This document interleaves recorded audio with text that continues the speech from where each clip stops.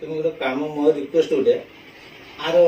सेठी MCB अछि ना MCB नहीं एमसीबी हां एमसीबी अछि ना किंतु लाइट फाइट सब बंद है ना गोटे एमसीबी स्वतंत्र आप गोटे एमसीबी लगे दे लगे और लगे दे मोर इलेक्ट्रिक इंस्टॉलेशन कोई जना आसी गोटे एमसीबी लगे दे। नमस्कार जय जगन्नाथ मु सौम्य आ गोटे ब्लॉग को स्वागत करुच्ची घरे जिते भी एक्सपेंसिव जिनस लगातु तार जदि मेंटेनेंस आप ठीक टाइम रे न करेंगे ना तो जिनसटा तो ता प्रॉब्लम देखेबाटा स्वाभाविक कथा एसीटा कहया गले आम मात्र ही 4 वर्ष होती किंतु कहया गले तार वाटर सर्विसिंगटा गोटे मंथ है मागिलानी तो आमर निया होता माने सर्विसिंग पाई मु एक्स्ट्रा माने पे करती कि डबल सर्विसिंग मोर दरकार था एसी जिते आमर निया होता 2 वर्ष भितर ही सर्विसिंग सब थिला गोटे वर्ष पाई तो तापर भी मुझे एक्सटेंड करके आहरी 2 वर्ष करेइथिली तो तार सर्विसिंगटा एते पर्यंत आमे करई नथिले तो ताहारी सर्विसिंगटा बाकी थिला तो पाखापाखी आमे 1 मंथ माने कॉल करी करी करी करी कंपनी को थकी गला परे तापरे भाई आछंती सर्विसिंग पाई तो चलंतु देखिया से कोन कहउचंती आ कोन करूचंती। मशीन एम्पियर हाई एम्पियर नेला वोल्टेज तो हाई चलेला आपनकर मशीन एमसीबी टा पुडिया के पडिबो कथि हां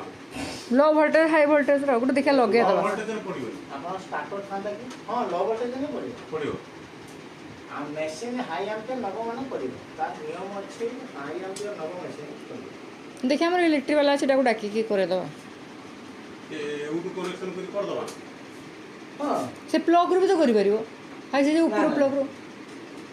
हां प्लग कर परिबो हां प्लग कर सही मशीन न पर हां सेठी बसे तो ऊपर कोडरटी बसे तो सेठी डायरेक्ट यूट्यूब मारिके सेठी कि जीव लाइन ता सब तार छोटा कोटा उताने से छड़ा कोटा ऊपर दी बस ना हमरो एमसीबी कोड अछि लोड पड़ने पड़ जाए किंतु सब लाइन फाइन फैन फैन उठने पड़ सब एम स्विच रो सब पड़ी जीवो सुनिका तार सिंगल ना ना सिंगल अछि जे माने एई रूम टा पई गुटे अछि से रूम पई गुटे डाइनिंग पई गुटे गोली पेंट तार अलग अलग कर दिजो किचन पई अलग हां लाइन टा पूरा पळेबो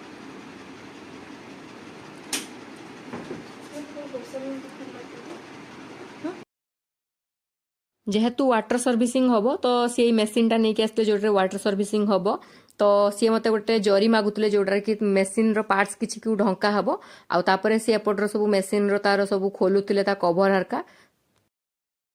सी कहते कि प्राय माने मिस्त्री आसिले 2 बाल्टी पानी रे धुई दियंती कहले मोर 4 ରୁ 5 बाल्टी पानी लगे मु कहली किछि प्रॉब्लम नाही आपण धुवंतु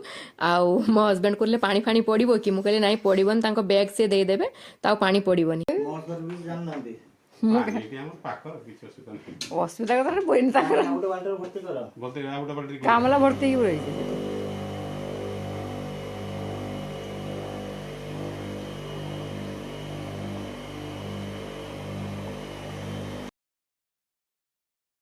तो फाइनाली सफासफी काम से आरंभ करदेले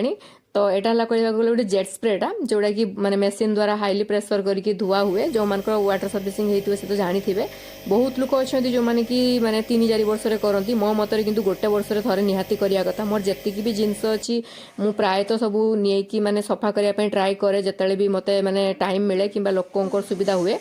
तो आउ जहाँ विंग्स थिला से बाहर को नहीं आसिक बाथरूम रे वाश करोतले कहीं से घर भितर पानी पड़ो बोलिकी माने से सब बाथरूम को आनिक सफा करते तो जहाँ ना कहीं धीरे धीरे सब जिनस क्लीन हो गला तो बेसी कष्ट होता कि एते गरम रे भी ना आम टेम्परेचर 16 रे देला परे भी टर्बो मोड देला परे भी बिल्कुल भी चल नथला तो देखंतु केतिकी माने मलिया पानी रहितला आ जतिकी सब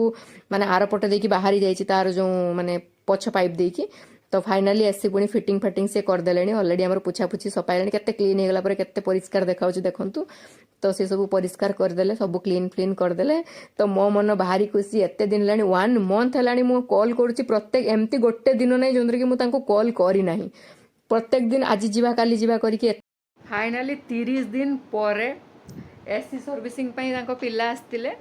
माने बिलीव करंतु एते टेम्परेचर रे माने एसी ही काम देखौनला न्यू माने कहया को गले जिंस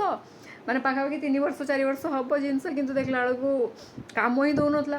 कौन प्रोब्लेम होती नहीं कि जान देखला वाटर सर्विसिंगटा तार दरकार थिला तो ताको आज वाटर सर्विसिंग करे सारा पर भगवान जे शांति लगुच कहया को गले सर आहरी काम पड़ी सब क्लीन करने पड़ो सब जरी बरी बिछाइला कहीं पानी चल जाव खड़ तले बहुत जिनस रही तो ताकू चाहे क्लीन करे आउ रूम रे बेसी चल शांति पड़ी जाइए भगवान से गरमटा मु फील कर गोटे मंथ तथापि हल्का हल्का ही केवल पवन आसला जाओ भल पवन आस प्रभु जाओ ठीक है गला।